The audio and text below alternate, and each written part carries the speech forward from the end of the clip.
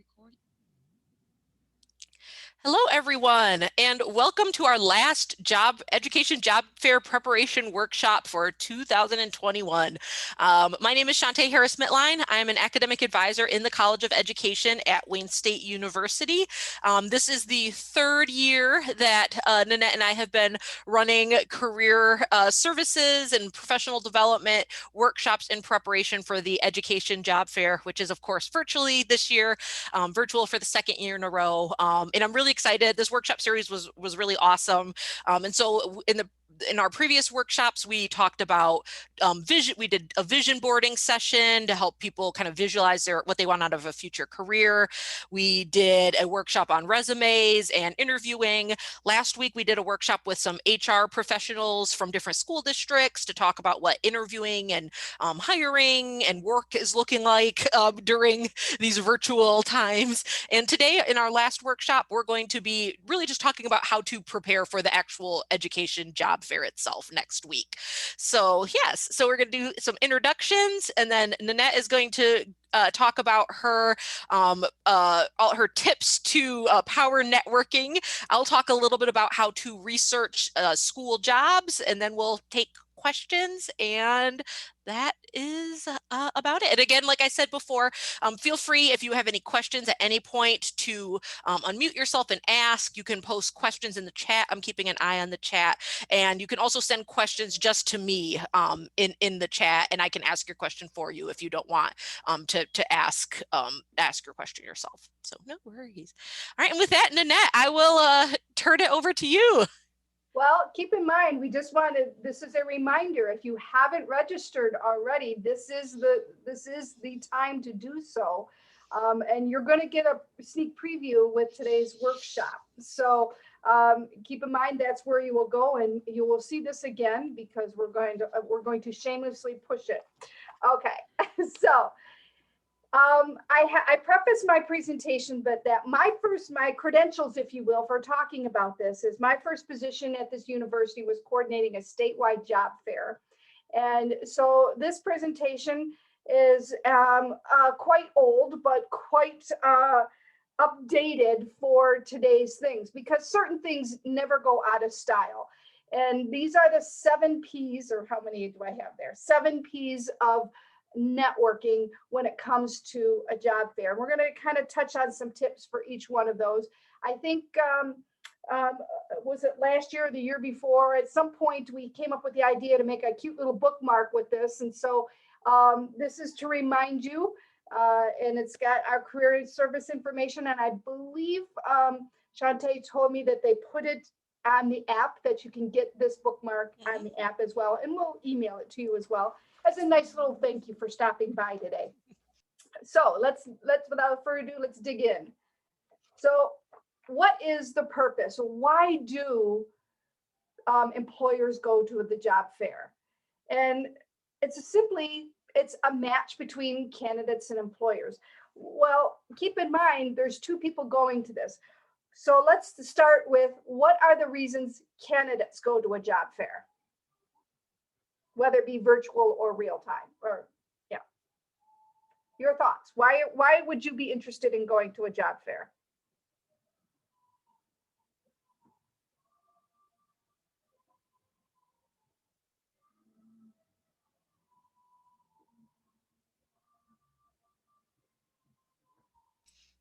If anyone has any thoughts, feel free to throw them in the chat, or just unmute yourself at any point and just chime in.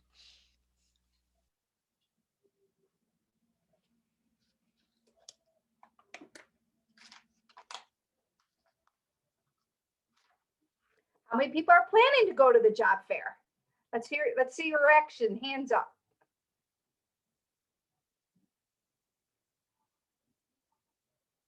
We have 1 response. 1 person out of 9 planning to go to the job fair.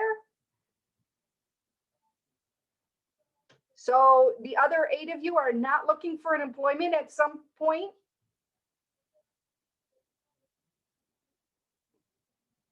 Okay, there we go. Yeah. There we go.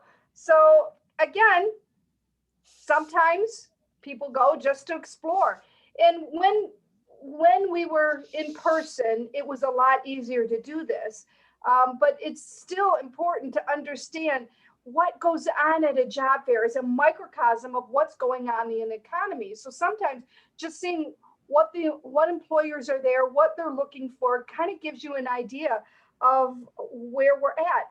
So an example, when we start talking about the trends of education, and I think that's important because you know what, if it's your top district that you want to work for, it's chances are it's somebody else's top district as well. And so even even if there is a large demand for teachers and you can go almost anywhere, chances are you're still going to be competing with other people. And so there is an element to say, what do you know? What is unique beyond those expectations?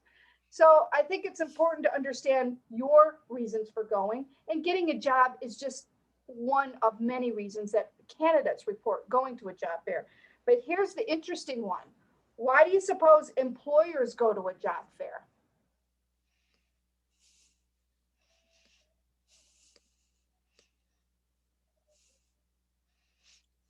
And thank you to those of you that are putting comments in the chat.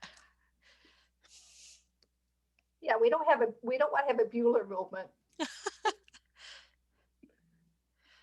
Although it is teacher related, so I guess we can go there. We can, yes. Oh, let's see. Okay, a couple comments in the chat. To find qualified candidates, to connect with prospective employees. Yep, good. Yeah, but interestingly enough, only one of those reasons relates to filling jobs. Many times especially when I was coordinating the job fair, and of course, at the time I was doing the job fair, I literally saw the job market do the roller coaster, high demand, low demand. And of course, we even saw that here just a year ago, at this time, our unemployment rate in Michigan was something near 20% or 20, whereas now we're back to normal rates at around 7.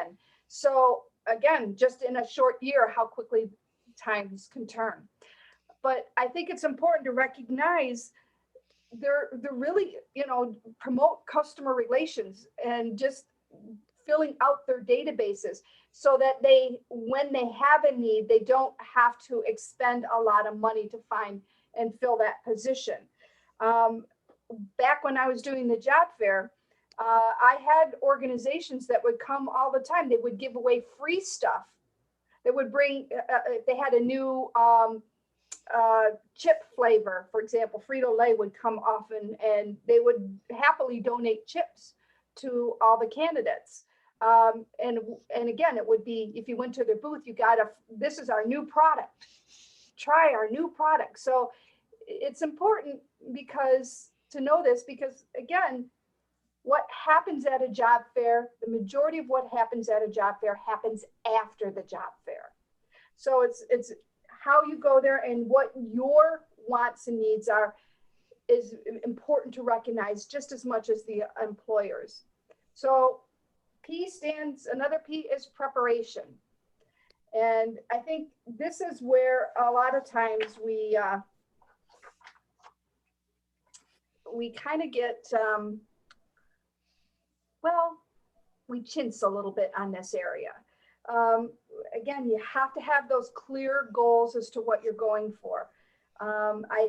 Many times I would see people, they have an unrealistic expectation that you will be offered a job at the job fair. Let me ask you this. If you were offered a job from an organization you just met 5 minutes ago, is this the type of, are you that desperate that you're going to jump at it when you don't know anything about the company?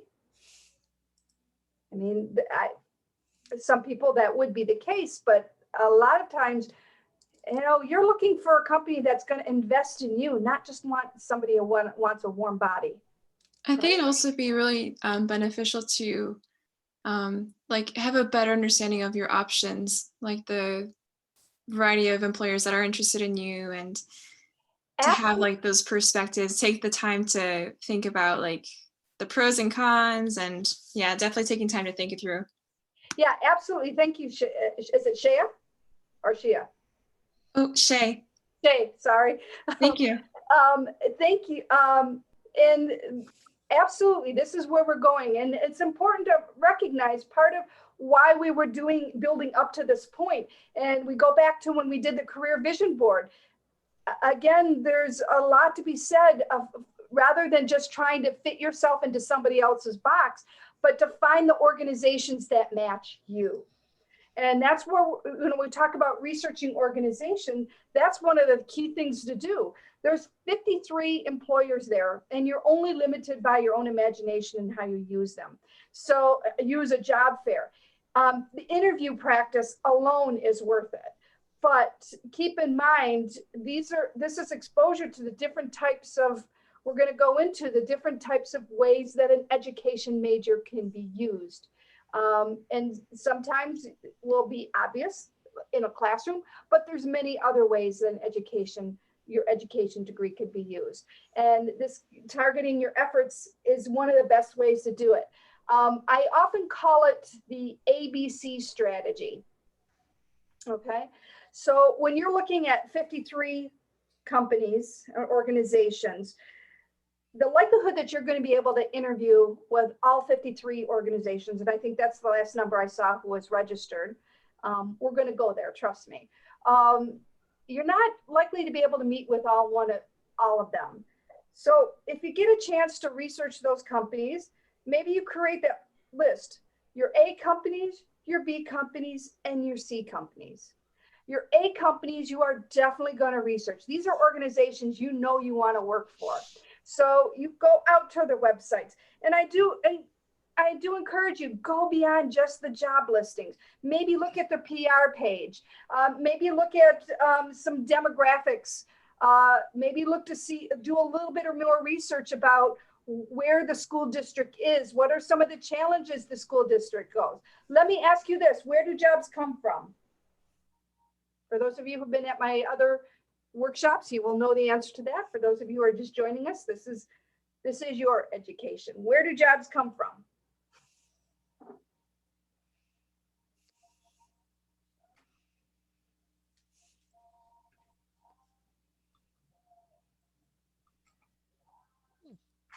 I think these folks are either really sharp or they've been to your workshops before. Jamie said student needs / enrollment, and then Shay said where there is a need. Absolutely. Simply put, where there's a need. They're good. This is a good group. I told you they would have a good group today. So need looks like the issues, challenges, and problems an organization would be facing. For example, enrollment. So the question is what issues, challenges, and problems do you want to solve for this organization? That's a key thing to be thinking about as you're researching these organizations, because guess what? That's a great segue for introducing yourself to these employers, okay? So again, going through your A list, you've researched them, you know how you want to approach them, you know how you want to contribute to them. Your B list is, they look interesting. You might spend a little bit time on their website. You might spend a little bit, just doing a little research on them, but you're really going to find out more about that organization. Your C list are the ones, don't know, don't care. Here's where it gets tricky.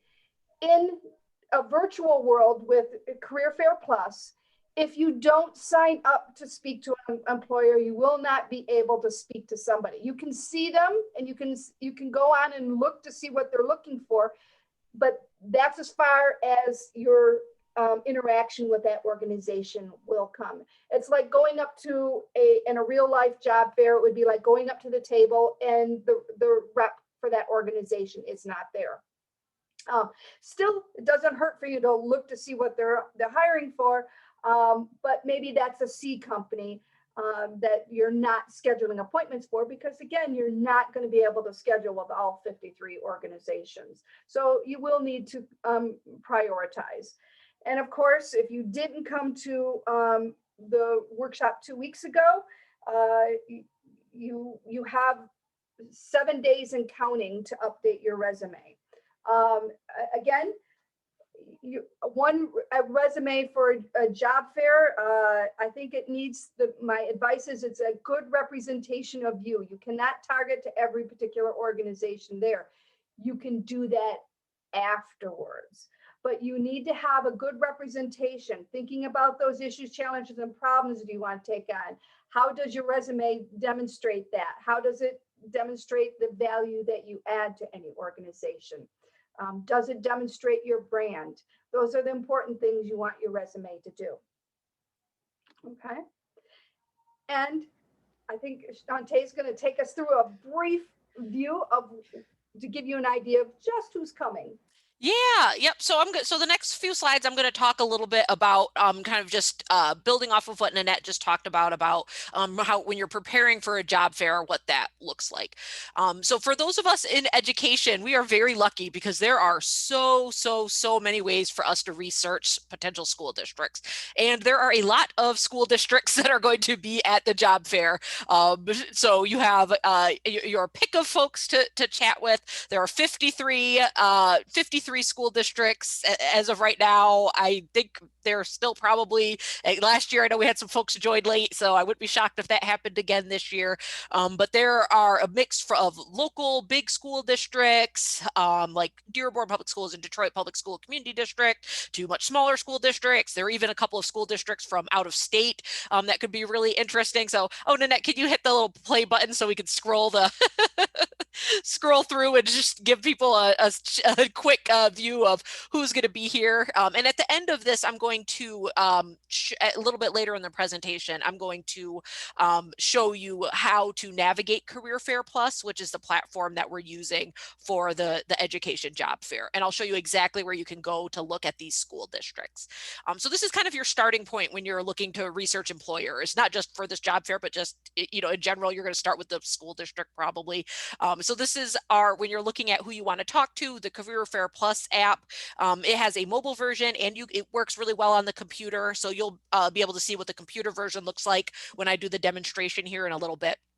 But it's really nice because you can, as you can see the little stars on the right-hand side there next to the names of the schools, you can favorite different school districts and you can make notes on certain school districts right in the Career Fair Plus platform. So as you're doing research on your schools, like you might have your own way of keeping notes. I tend to be like kind of old school with, you know, paper and pencil, but since this is virtual and you are using the app, make use of the space that Career Fair Plus sets for you. So we're starting out, you're looking at the school districts that are going to be here. And now we're going to start thinking about researching them. And so when you're researching education jobs, we tend to talk about the stuff that's kind of at the lower end of this pyramid here. So looking at like what we've already talked a little bit about, looking at the position, familiarizing yourself with open positions, learning about the school district, which I'll talk about in a second, and the school itself. But really when we're talking about researching for a job, we're not just researching individual positions. We're really making sure that we are familiar with the industry or our field. And for us, that's education, right? And so there are lots and lots of ways to start kind of research education. And a lot of employers are going to ask you questions in an interview that kind of pertain to like trying to gauge your knowledge and awareness of what's happening in the education field. So in addition to being familiar with the school district, the position, you also want to be aware of some of these other things. You want to be aware of what trends are happening in the education field. Is there any pending legislation that's happening that could affect teachers and students and learning, right? Or that might affect your specific school district? Do they have you know, at the local or state level, does the school district or the county have some kind of millage coming up, or did they just lose a millage? Do they have a contentious school board election? Are there union issues with the teachers?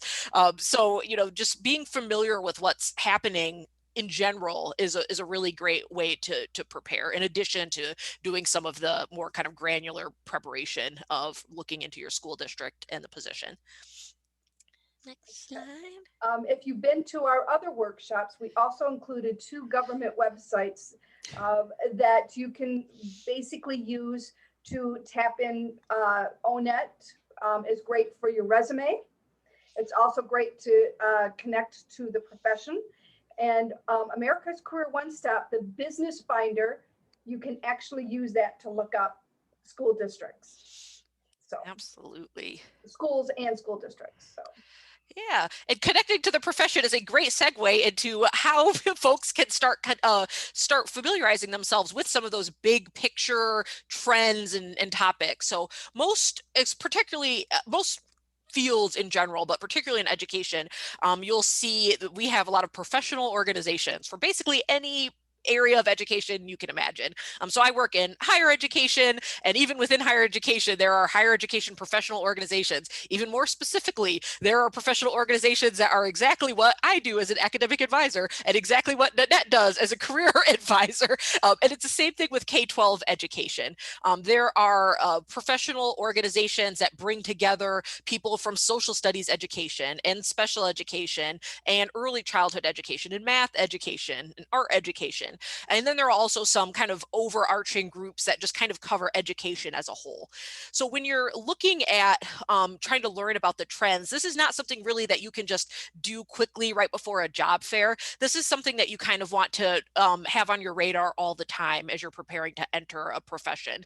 So these are organizations that, depending on what your focus is within education, you might want to follow their social media or get on some, start receiving their newsletters. And if they are holding conferences or like lots of webinars happening, lots of Facebook Live free workshops happening, particularly in education, for education organizations.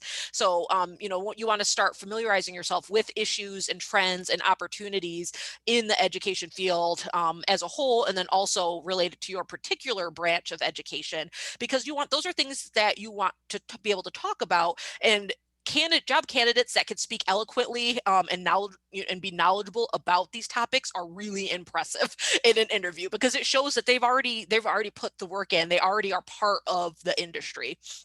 And so here are just some ideas of places where you can kind of start getting that kind of top level, big picture trend knowledge. So I talked about professional organizations, the big teachers unions, the NEA and the AFT, the AFT both have national organizations. There are different blogs about teaching and learning and education. Edutopia is a really popular one. Cult of Pedagogy is one of my favorite ones. They talk a lot about different trends that are happening in education. The Department of Education, of course, is very important, even though most education is administered through the states. The U.S. Department of Education still has a lot of sway in what happens at the state level. So being aware of different mandates and different recommendations and guidance that it's coming from the U.S. Department of Education can kind of help you start to think about how that might trickle down to your state, to your school district, to your school, and to your position. And then one of my favorite websites is, oh, that's okay, you can go to the next one, is the National Center for Education Statistics, because it's really nice to be able to see more information about the student population that you plan to work with, about your school district, about different, like the effectiveness of, new math or of, new programs for English language learners. So there's a lot that you can get from those websites. A lot of the organizations I talked about as having national organizations also have organizations at the state level. So our unions are another one here. MEA and AFT Michigan cover most of the school districts, I would say, in our state. Particularly around here, you'll see a lot of AFT. Where I grew up, MEA was my union. Now we have AFT. We're actually AFT at Wayne State too. So it's kind of cool that we share a union with our K-12 folks.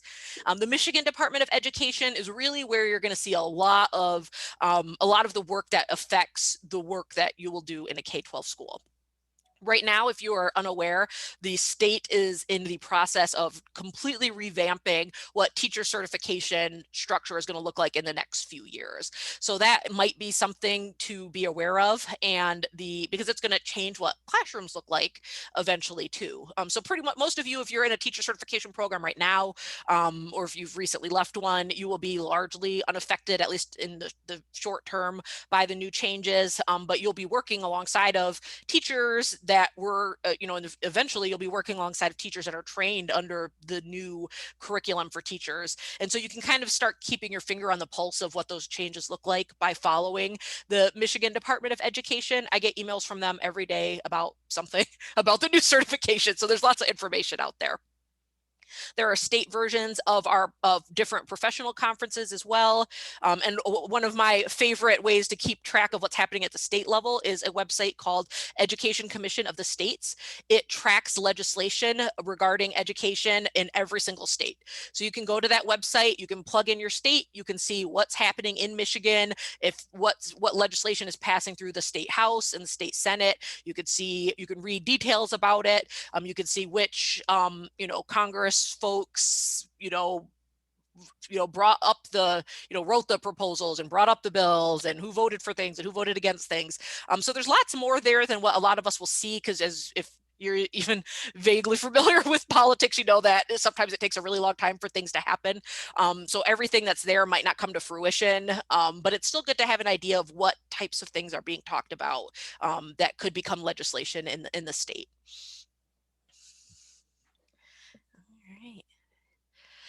And then now down to the level that we usually are talking about when we talk about researching jobs, is looking at the actual position that you are applying for in the school or school district that you're looking at.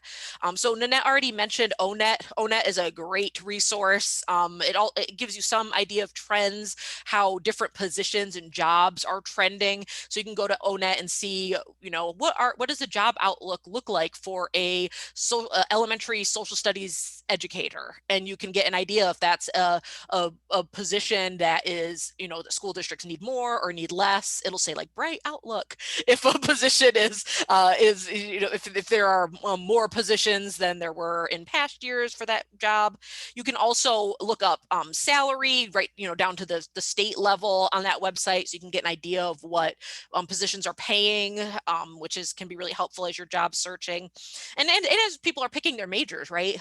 So that can be helpful knowledge if you're kind of newer to education. And another nice thing about ONET is that, as Nanette mentioned, it can really help you with your resume, because ONET has whole pages of information that can kind of give you some good verbs and other keywords to put into your resume pertaining to the particular positions that you're looking for. So it might say that a social studies educator needs to be able to analyze historical, blah, blah, blah, blah, blah. And so you might want to put in your resume, I analyzed historical, documents for, sixth graders, whatever. So it's just really helpful to, when you're preparing your documentation, to kind of get a sense of like what the buzzwords are around your job. The Michigan School Data Dashboard. Some of you may have used this either in work or in class, but it is a website that is designed, it has a couple of different purposes. One of its biggest purposes is to let parents know what's going on in their students, their children's school district. So the parent dashboard is a big component of this, but really what the MI School Data Dashboard really does is it gives folks that are looking for information on schools and school districts a really kind of like holistic version of like different statistics for that school district. So you can get a sense of what test scores look like. You can get a sense of the demographics. You can even see what teacher retention looks like for different schools, like not just school districts, but schools within a local school district. You can see how long teachers have been at schools. You can see how many students are in receiving special education services, and how many students are receiving ESL services. So if you can look at math test scores. So if you're going to be a math teacher, you might want to know, what do the test scores look like for the in the school that you're applying with. LinkedIn, when we look at do a demonstration of Career Fair Plus in a little bit here, you'll see that a lot of the schools have LinkedIn buttons, like tabs, right in the Career Fair Plus app. There's a spot when you set up your own profile in Career Fair Plus to link your own LinkedIn.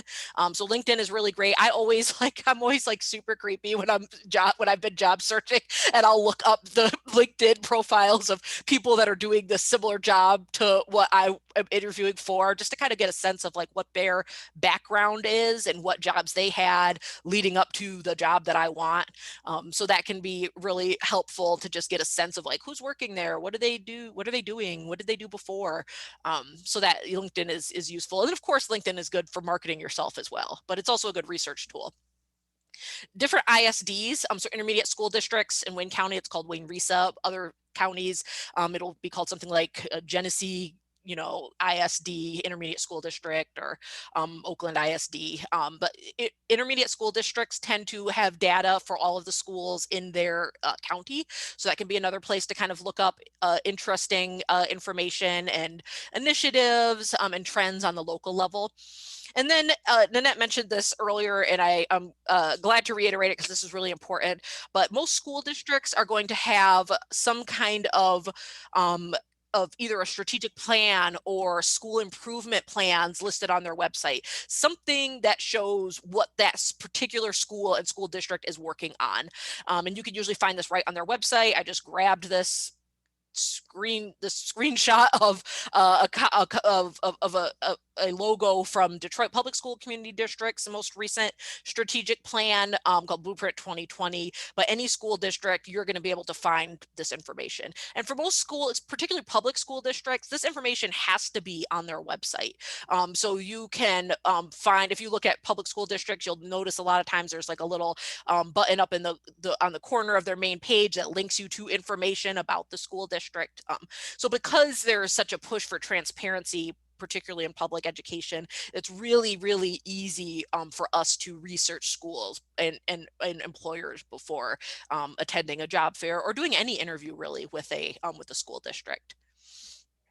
And why not? Because employers are going to source you. Yep. Especially on LinkedIn. Mm-hmm. So the next thing, research. So granted, we want most of your time spending the research, but the other thing you want to keep in mind is practice. You've always heard practice makes perfect. How about practice makes progress? But here's a couple things that you can think of on what you want to practice as presenting. And we're going to talk about presenting in just a second. But here, at the very least, with your presentation, what is your brand? What do you want employers to know about you?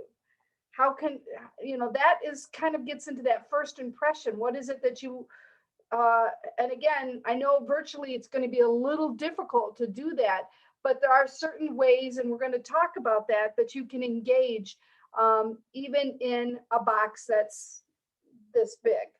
So for example, introducing yourself.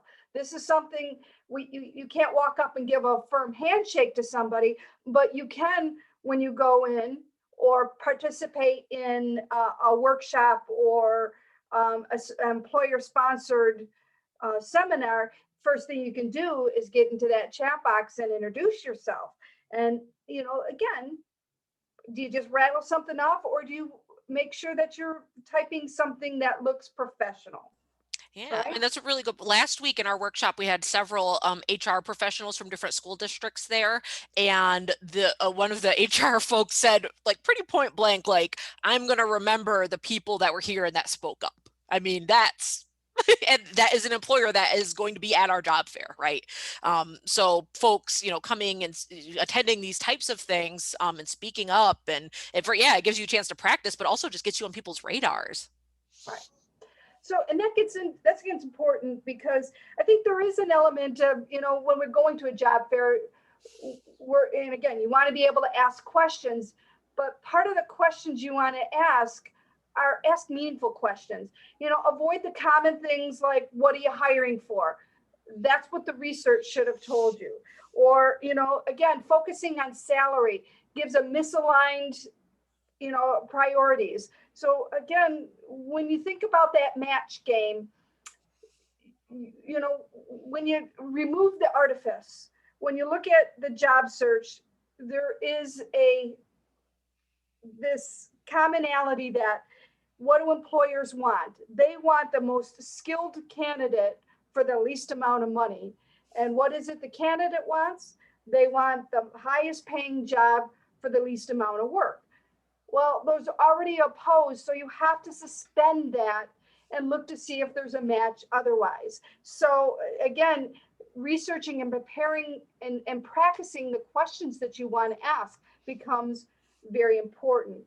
And then not last but not least, because we'll talk about the difficult question in a second, but you do want to practice describing your skills and accomplishments.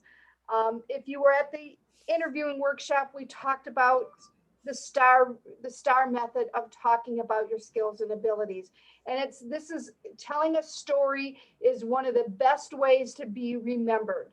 Um, again, I was just meeting with a young lady earlier, and she said, I'm really good about bragging on myself. I've done this, I've done that, I've done this. And again, that's nice. That's fabulous for you. But am I going to remember that? You know what I remembered most out of all that? She told me that she skipped a grade in grade school.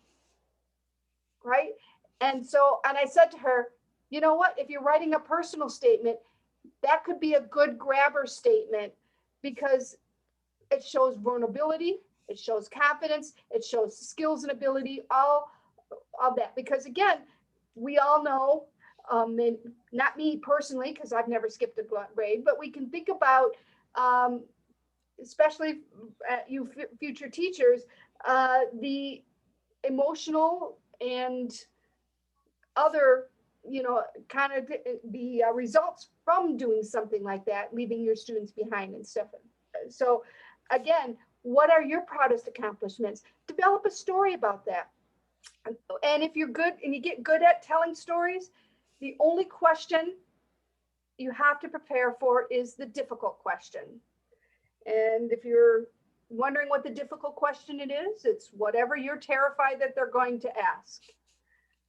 I don't know how, to quote a movie, I don't know how, they just will. Okay. It will come out in some way, shape, or form. If it's, why did you get a B in this class? Or tell me about your weakness. Or why should I hire you?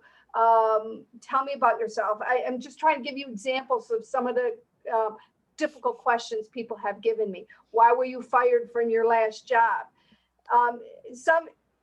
For some people, it would, oh, that's a no-brainer. For others, that offers a real challenge. And the way that you're going to answer that difficult question is you need to develop a story. And this is the one you need to practice the most because, again, it's going to come out. Mm-hmm. My husband always teases me because whenever I'm doing a presentation or something, I always I practice my storytelling, but I also practice like jokes that I want to tell, like so they sound natural, which it seems like like it seems like an oxymoron, but he always makes fun of me when he hears me practicing. But I'm like, eventually, I mean, you have to get really used to saying things that you want to say comfortably. So it seems weird, but don't worry, I didn't practice any jokes for today. This is all authentic. But when I've done big presentations, I want to nail it. So with that, I have to share, of course, Shantae, I have to share one of my favorite jokes.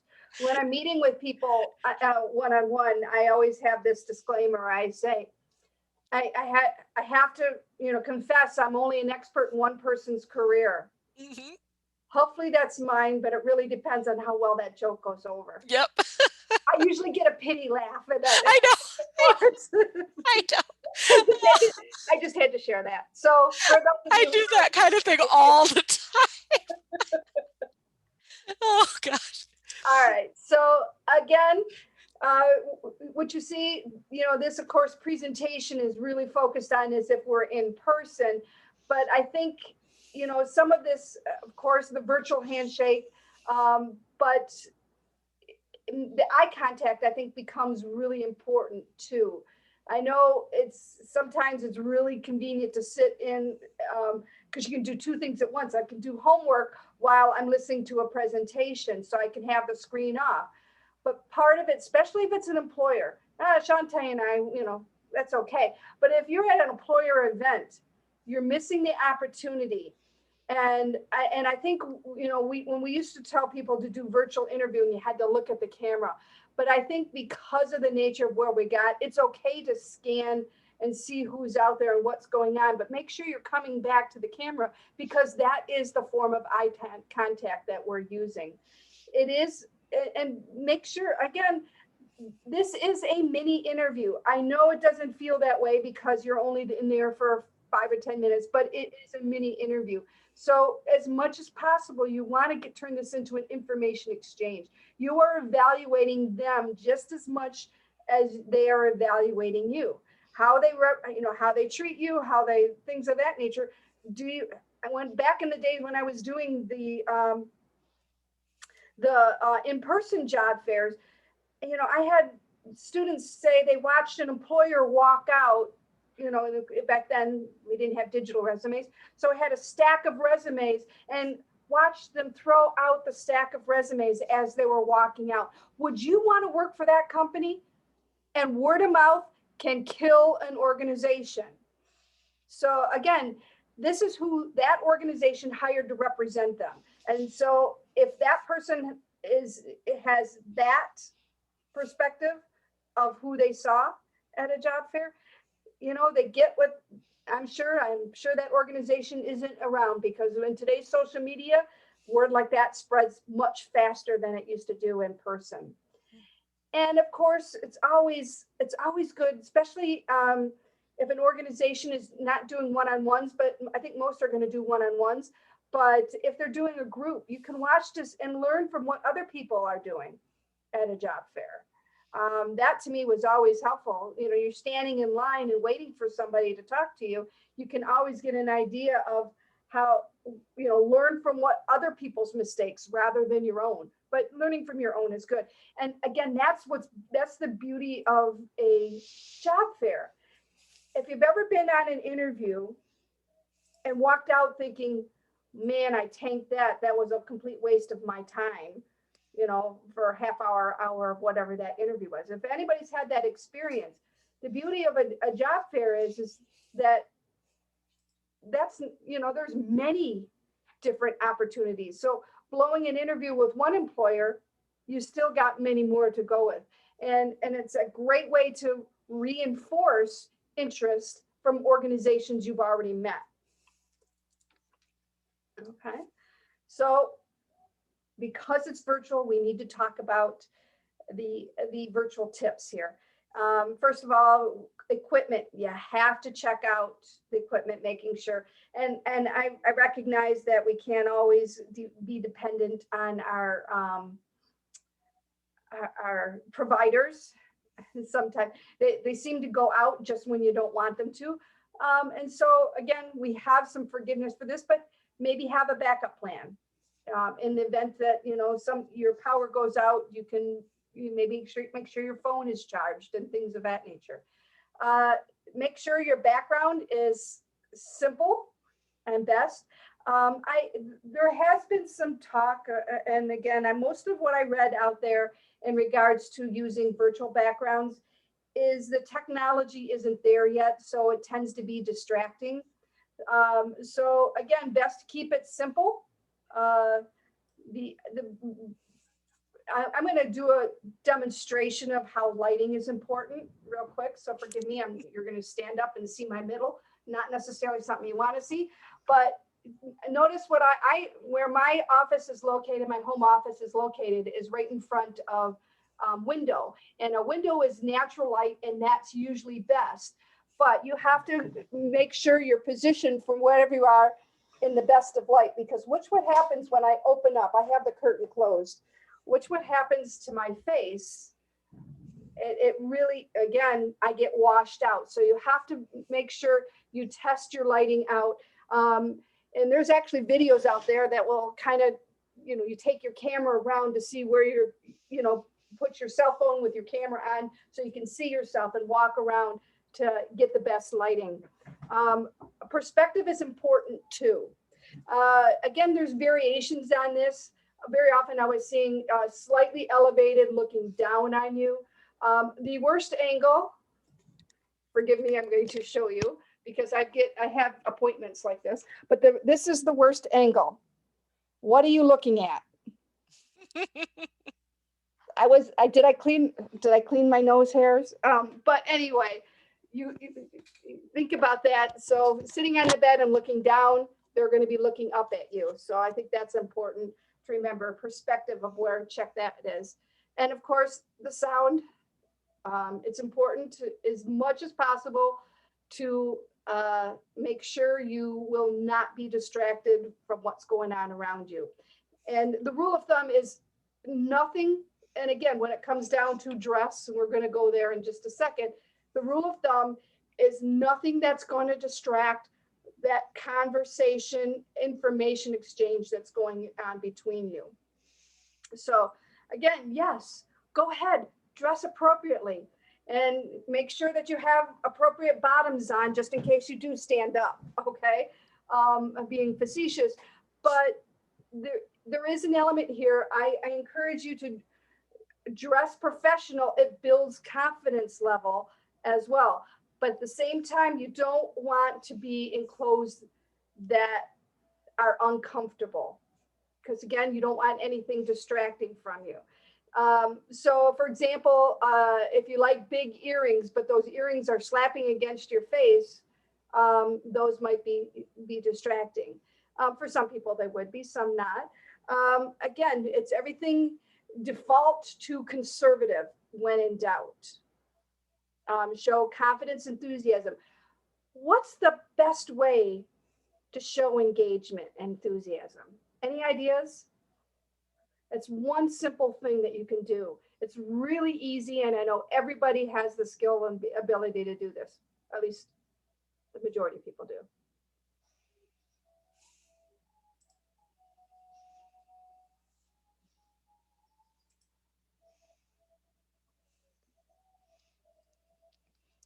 Shay said in the chat, eye contact, focused attention. Okay, certainly, that's really good. But how do you do that with when your camera's off? There's a simple way that you can show confidence and enthusiasm. And I'm going to do a quick demonstration. Shay also said making comments. Comments, certainly engaging. Notice what I just did. I turned off my video. Can you tell the difference of what I'm saying versus what I'm saying now?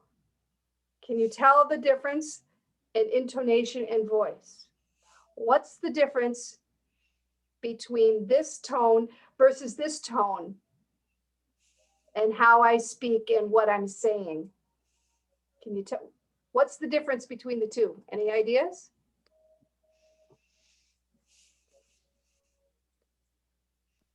So using your voice in a manner that is showcasing your enthusiasm. Yeah. And how do you do that? What was I doing? Can you tell that what I was doing? I was smiling. Don't overthink it, right? We know how to, most of us know how to smile. Yet one of the things we forget to do because we're nervous in front of an employer is we forget to do that. And I don't know how well it would translate, but in person, leaning slightly forward. Again, I don't think that would translate as well in a virtual world, but smiling is definitely a great way to demonstrate. It's a simple way to demonstrate confidence and enthusiasm. Yeah. Okay. I mean, and think, I mean, this is going to be true for, of course, any job in any field, but particularly, you know, in someone going into like kind of a helping field, like people that are hiring teachers want their teachers to be people that are excited about teaching and students and learning. So you really, I mean, I get super jazzed up talking about education and teaching and learning. And so hopefully all of you going into the teaching field also feel that way. And so you just really convey that. You're like, I'm excited to be here. Like, I love science. This is rad. Like, let's talk, you know? And the employers, people that are hiring teachers want to see that. That's a good point. Yep. And so, of course, when we say things like be polite, I think that goes without saying.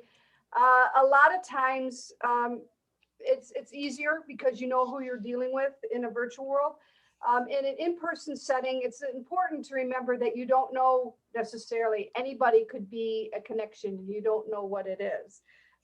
Everybody, and I think going forward throughout the process, it's important to engage everyone, including the gatekeepers, and we'll talk about those in just a second.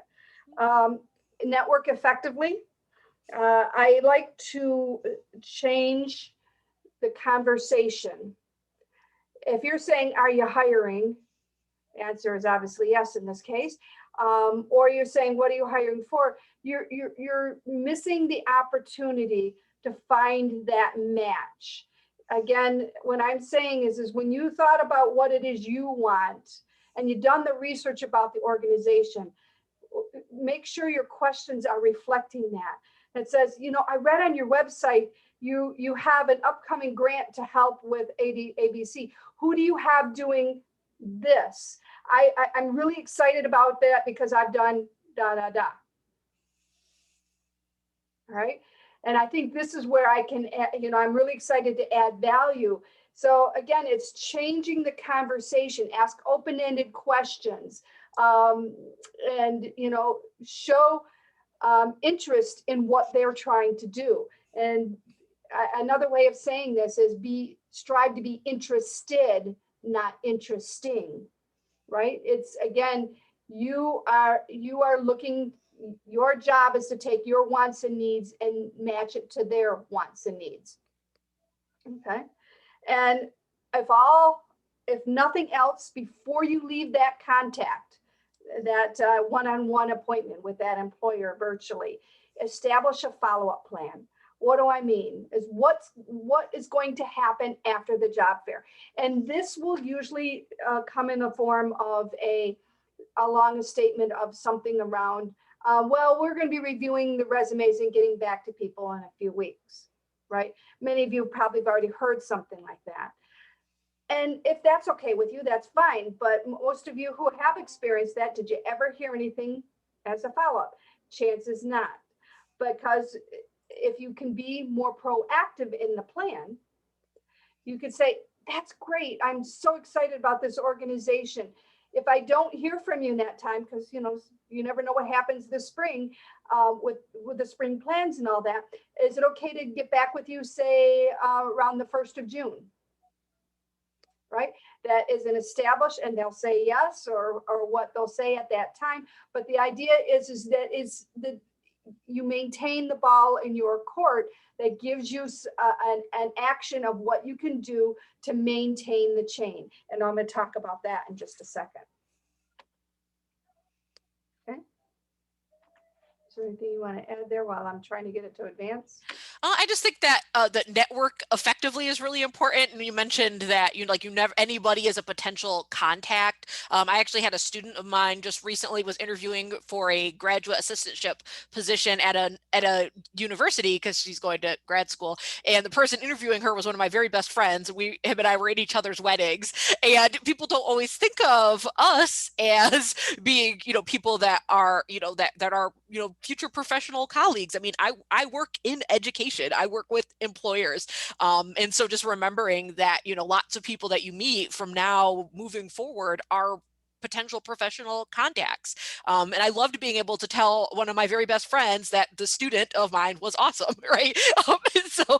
Just remembering, that you don't have to just be at a job fair necessarily to be connecting with professional contacts at college, really, particularly in a program like a teacher preparation program where your program is designed to prepare you to be a teacher. You're housed in a college of education. So everyone that you're connecting with, your faculty members, your advisors, your success coach, like all of us work in education. And so it those of you that have already done student teaching, Linda Hicks, who oversees the student teaching office, used to be a superintendent, right? All of the clinical coaches all work in schools. So you have a lot of professional contacts already. So you guys really do already have the start of a really strong professional network. And if you haven't already been viewing this experience in that way, then this is a good time to start kind of flipping your frame of mind when thinking about your professional network.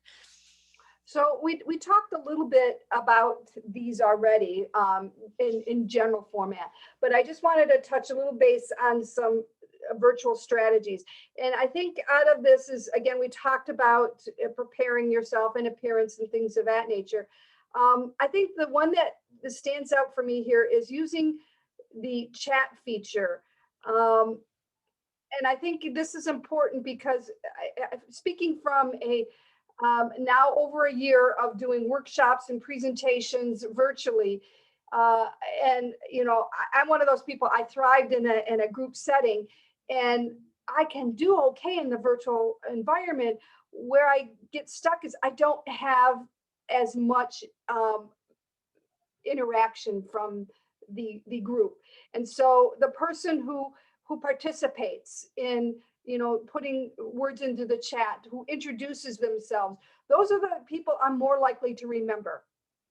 And trust me, I'm one of those people who I'm always looking at the attendance list to say, who I want to send a thank you for everybody for coming, because the fact that you took the time out to come to my workshop. And again, the more you strive to engage with the professionals that way, I think you're more likely to stand out. So Yeah, I've already made note of my advisees that are here. Like, I'll remember this, I mean, it really, and then if those folks come and need a letter of recommendation for something in, a month or two, it's something that people remember. They really do. So, and again, positive and optimistic is very attractive. And it's important. I think, again, they say like attracts like. So who doesn't want to work with someone who's positive and optimistic? So again, it's the job search or the job market can be very disheartening. So someone who comes in with a good attitude and follows up and sets up a proactive plan and follows up after it, I think that speaks volumes in regards to being memorable. Just want to throw in here a little bit about an elevator pitch. If you haven't done one of those, it is a brief introductory speech. Basically, it's very simple. Who are you? What are you doing? Why are you standing here? Why are you contacting me? If you're looking for employment, again, you don't have to go to a job fair to look for employment. Maybe you're looking to build understanding of the field and get perspectives. But if you are looking for a job, who you are, why you should be hired, and how you can be contacted. And it's important to be genuine. And again, we don't have the firm handshake, but do customize your message. Right? I think it's very frustrating, and I know Shantae's been on committees as well, when we get letters and things of that nature that says, I'm looking to apply for our office, an academic advising position, even though our office doesn't hire academic advisors. So I think it's key to remember that the job market, well, in general, we as a society have increasingly become very customized. We want things just for us, whether it be customizing our menus or our websites. The job market is no different. So I think that's going to be important to remember. I can read a couple of samples of a couple pitch just to give you an idea. I do apologize. The ones I pasted in here are not education related, but I will get to a couple. All right, short ones, of course. I recently graduated from college with a degree in communications. I worked on the college newspaper as a reporter and eventually as an editor for the arts section. I'm looking for a job that will put my skills as a journalist to work. And again, I would hesitate to say, instead of put my skills to work, say how I can add value to that organization. I have a decade's worth of experience in accounting, working primarily with small and mid-sized firms. If your company is ever in need of extra set of hands, I'm thrilled to consult. Again, not necessarily these are the be all or end all, but see how quick and firm they are, or quick and meaningful they are. I liken it to a good pitch is like think of your favorite saying or quote. How quick and succinct those are, but how much meaning and understanding go behind it. And that's what you're striving for. In a few words, strive for that depth. Okay. And sometimes that will take time to prepare. So that's why you have to practice that pitch. And of course, as I said, what happens at a job fair happens after a job fair. So it's going to be important to have patience. Utilize the wait in line. So, if you are waiting to get into a room, to, do a little extra research. That's the brilliance of a virtual environment. You can have all your notes out in front of you and be taking notes as you're listening. It's important to pursue the follow-up plan. What did you establish, and follow that. And then you have to allow for the process. Again, one of the things that has happened in a customized world is there is an element we want it instantaneously, but life doesn't necessarily happen that way. To use a Hollywood example, when you watch those crime shows and they put and you watch them, they put the scan the fingerprint and it goes boop, boop, boop, boop, boop. Oh, here in less than 30 seconds, they have the criminal. Life isn't like that. To my knowledge, and again, I'm not a criminal justice expert, but the last I knew that it is still done by hand. It is, again, the computers will only get you so far. They still do the point system in regards to is by human eye versus. So there is a process. In some areas, it will be sped up. You also have to plan that you're going to be talking to AI a lot. Many organizations are using artificial intelligence to help with these processes. So that means that, I don't know about you, anytime I've dealt with AI, it's a very frustrating experience. So that's, again, more patience to get through the systems. Okay. And then, of course, perseverance. Keep in contact, make those contacts, follow up. It is a chain, I call it. It is not one connection that will get you that offer. It is a series of connection. And your job is to maintain that chain so that anytime you have a contact, you have a follow-up, a proactive follow-up, whether it was an email. So in an email, you send, I will touch base with you next week to confirm receipt of my application.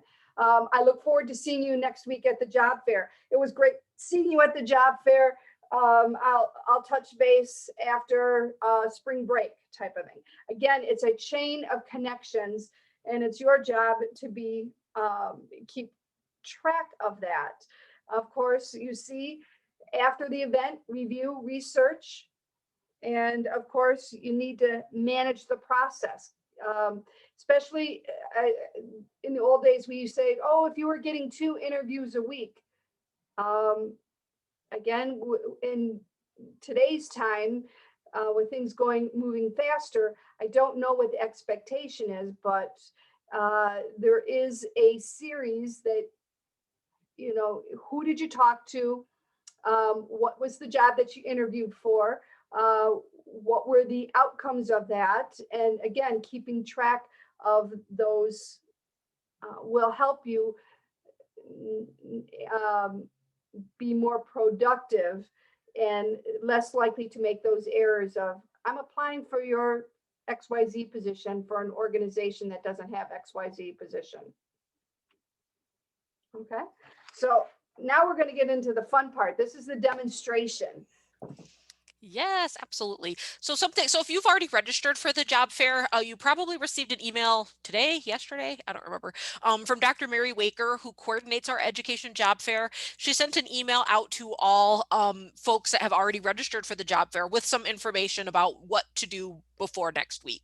So one of the things that she sent was some links to some information in the Career Fair Plus app. So I'm going to share my screen with you in a second to show you where some of those things are. But just the first thing that you can start doing right now is familiarize yourself with the Career Fair Plus platform itself. So if you're going to use a tablet, an iPad, your phone, a computer, there's lots of different ways you can access the platform. So just getting familiar with what it looks like, and I'm going to show you what it looks like right now. So you'll be able to see it right now. But getting familiar with navigating the space there, so you are not experiencing the virtual platform for the first time. And of course, this is something unique to a virtual job fair because there's not really a whole lot of ways to virtualize space and stuff ahead of time. And the other part of Mary's email, she talked about the importance of setting up your profile. which I will kind of show you what that page looks like. But you can upload your resume, you can add a photo, you can see the schools and their meeting times that they have available. You can look up some of the schools have listed who their actual recruiters are. And then there's places where the College of Ed has been able to upload different announcements and tips, resource worksheets, some from these job fair workshops we've been doing, others from Career Fair Plus itself, some announcements from school districts. So there's lots of information in the Career Fair Plus platform that you can start looking up right now. And with that, I will take over screen sharing here. Yes, I do. Yes, I will. All right, so here is Career Fair Plus. This is the, I have it on my phone, and I also have it, I have it on my phone and I have it up on the computer here. Both platforms actually work really well. It's unusual, I think, to find something that works really well on a mobile platform and also on the desktop, but the desktop is really, the view is really clean. So when you click on the app, it'll take you to, actually, I'll show you the very first page. The link for that you'll receive, it takes you to this page, which shows you Wayne State stuff that has been in Career Fair Plus. So of course, we're looking at the Spring Education Job Fair. And then it takes you to this page that shows you the list of scrolling school districts that we showed you before. That's where this came from. So you can see all of the school districts that are going to be at the Education Job Fair. And I'll show you what some of these other tabs are here. So if you take notes on a particular school district, you can see where you can look them up here. If you favorite a certain school district, you can see that they show up here, or you can just look at all of them. You can also filter by different, different positions that school districts are looking for. So if you are a secondary ed biology person, you can filter. Good. I was hoping that there wasn't going to be nothing when I clicked on that. There, you can filter by secondary bio. You can look at school districts that are hiring for literally the exact thing that you're qualified to do. And just because a school district maybe didn't put that in, that doesn't mean that they don't need somebody. Because of course this is dependent on what the recruiters and the school districts put into the platform for some of these. But it can give you a good idea. Like Nanette said, you can't talk to all 53 of these people, right? So this could be a good way to start kind of narrowing down who you're going to contact.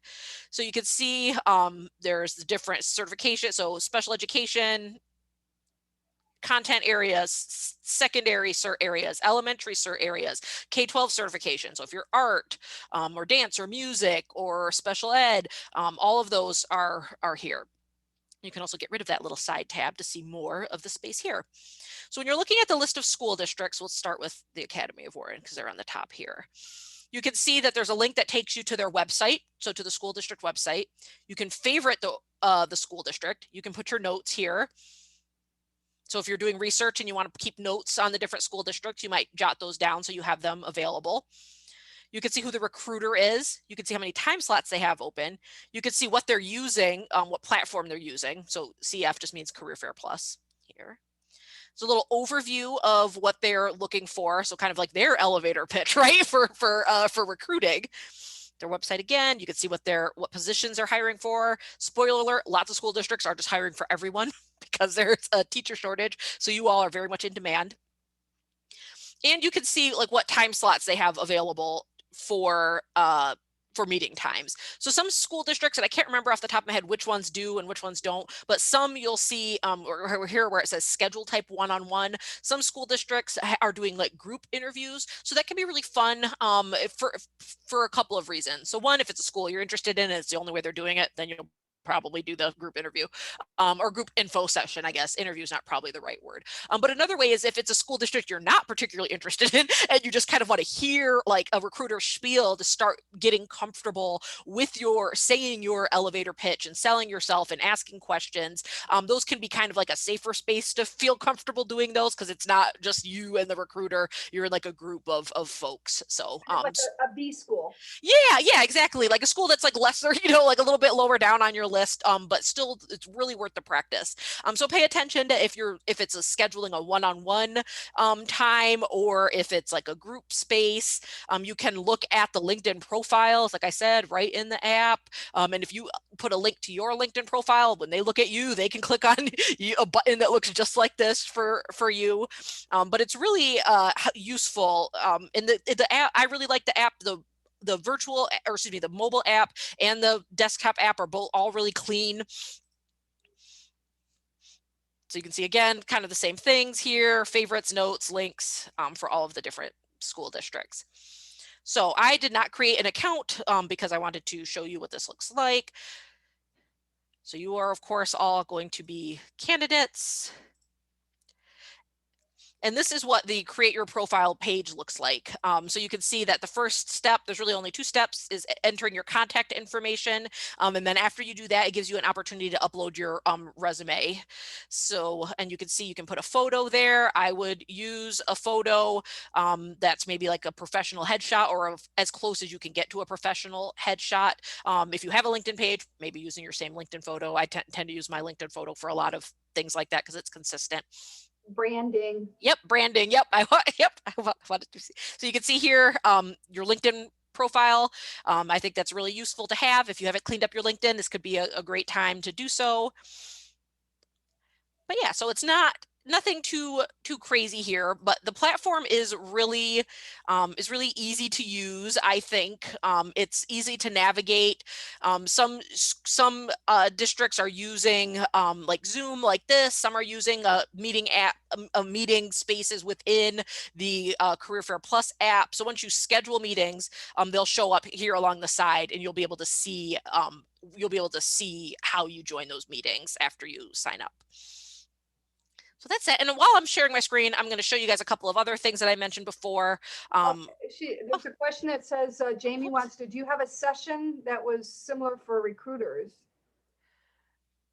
I don't think so. I don't really do much with the recruiters. I can Yeah. speak to that. So Career Fair Plus has sent out information and offered videos for recruiters to set up, and setting up their profiles and things of that nature.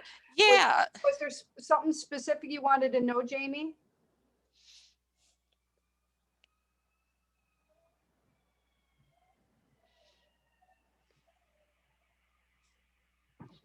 No, you know what? I didn't realize when I signed up for this session. Sorry, I'm in my car. It's okay.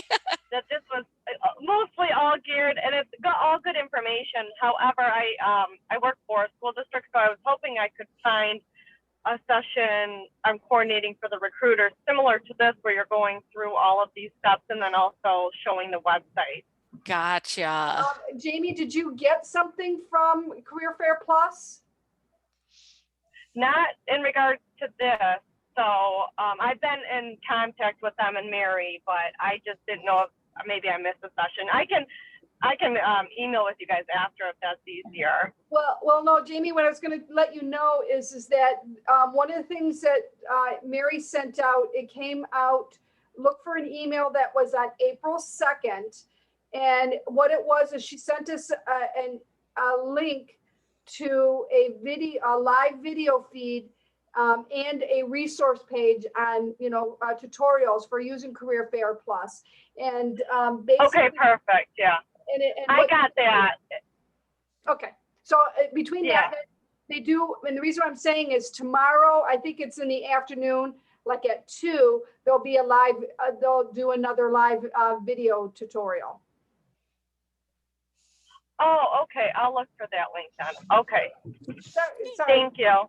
Yeah, of course. And there's lots of good information for recruiters and for candidates in the Career Fair Plus on their website. So like here's something that's more candidate facing, right? Like candidate guide to virtual career fair success. And since this is from Career Fair Plus, of course, it's not generic. It's like talking about their platform, which we're going to be using. And then you can see there's all these other posts. They have lots of blog posts. They have lots of little videos, video tutorials, and how-tos. So there's you can see all the different topics here. So some of them are recruiting specific. Some of them are candidate specific. But there's lots and lots and lots of stuff on the Career Fair Plus app.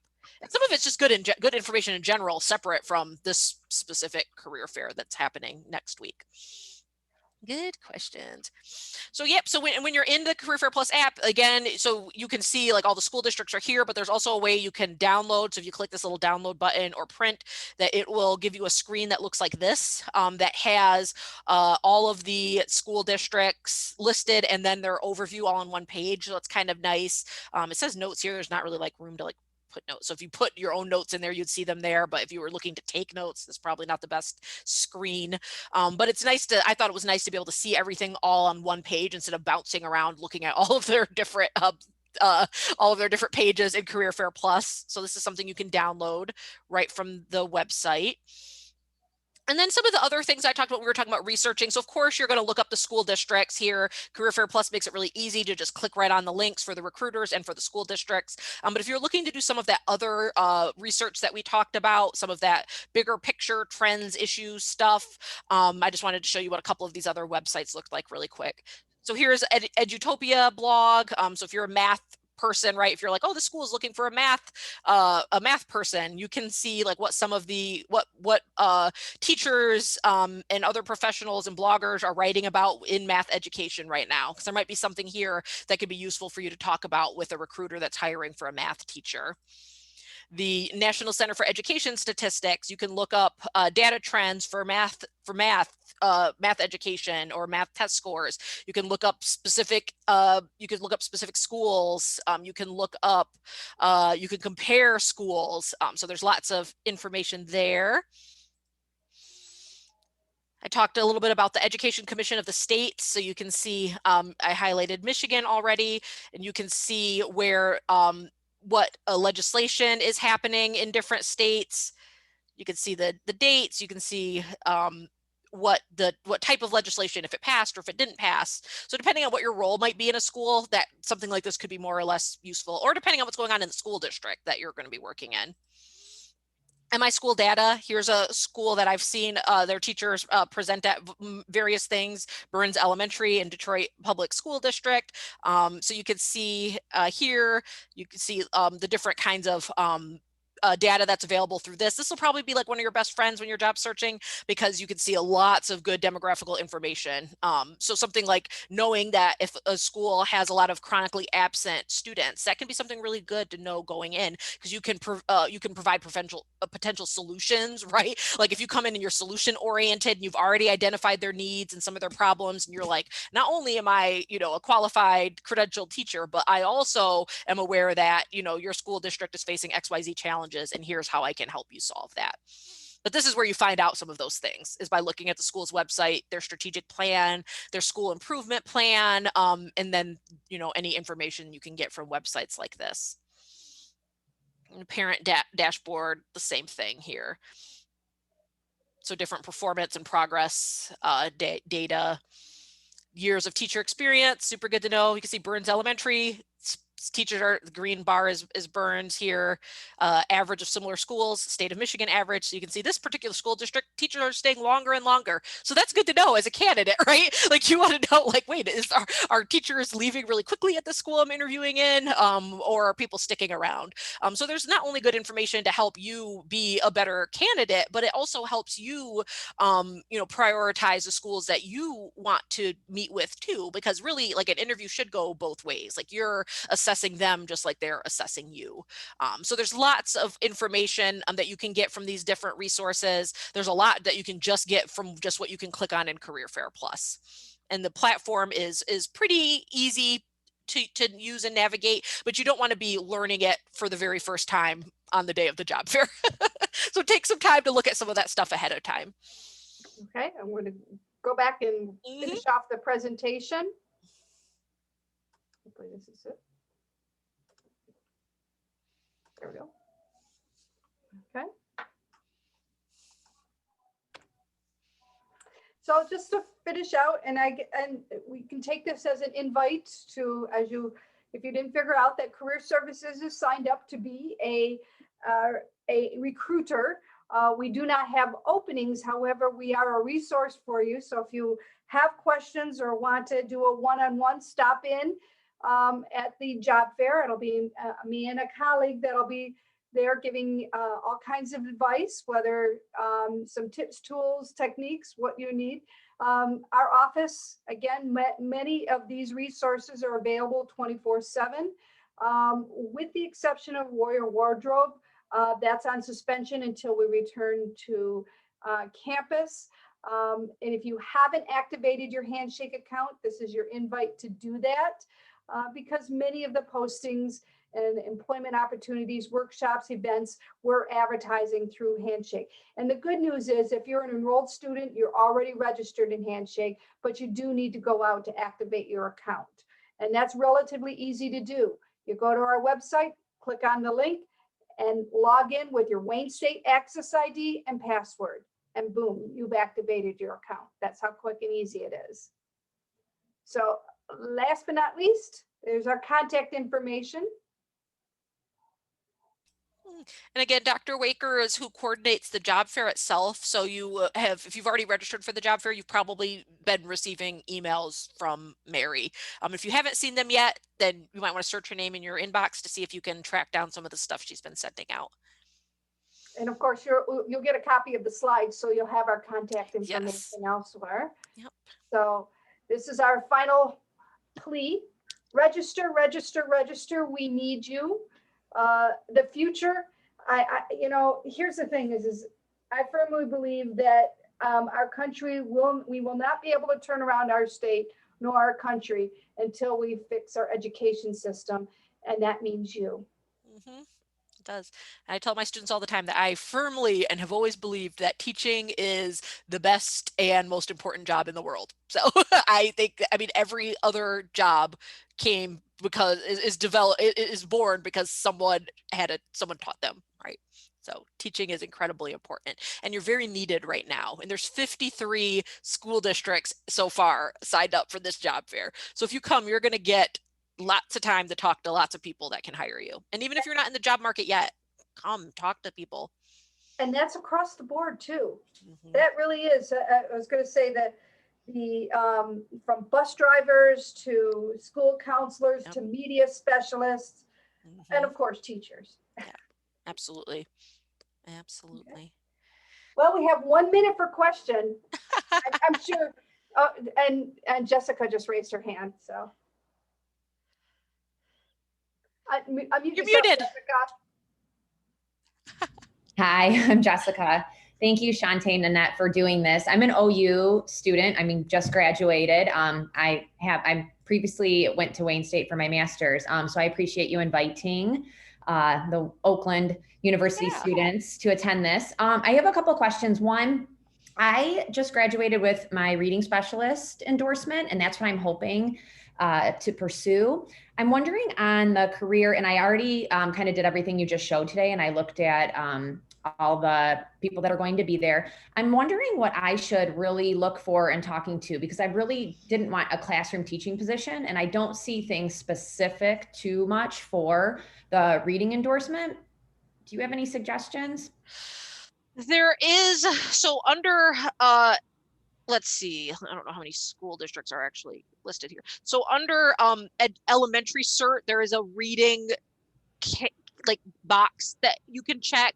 Mm-hmm. And there are some school districts that show up. So that would probably be a good way to narrow down some school districts. But other than that, I might even look up, let me see what some of these other categories. I've done that. So if it falls under that teaching category and they say reading, I should just go ahead and. Yeah, I would still just talk to them. Yeah, because I don't know how well I don't know how well the platform itself is differentiating between those two credentials, right? But also the recruiter is going to know if they have reading, needs beyond beyond a certified teacher. So, and honestly, like reading, the reason why I used Burns Elementary as an example when I was showing the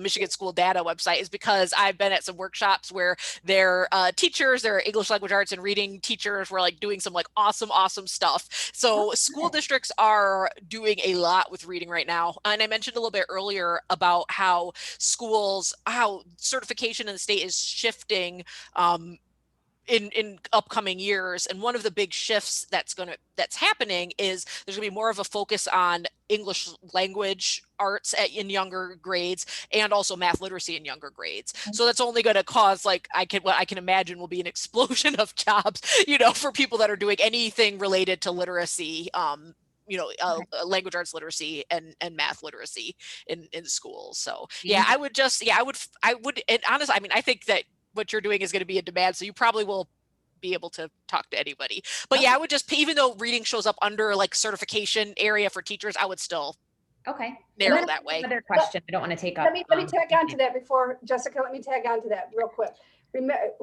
Remember 80% of jobs go unadvertised. Okay. So keep in mind, these are just the jobs that you're seeing. These are the ones the employers are advertising. Okay. How many more are not being advertised? So for example, if what she said about Burns intrigued you, you're going to go back and look at Burns. You're going to go talk to Burns, regardless of what they're hiring for. Right. Yes. Because that's what networking, and that's that opportunity. That's that ABC list, type of situation. So yes, do go, again, maybe sort by location and talk to those organizations regardless.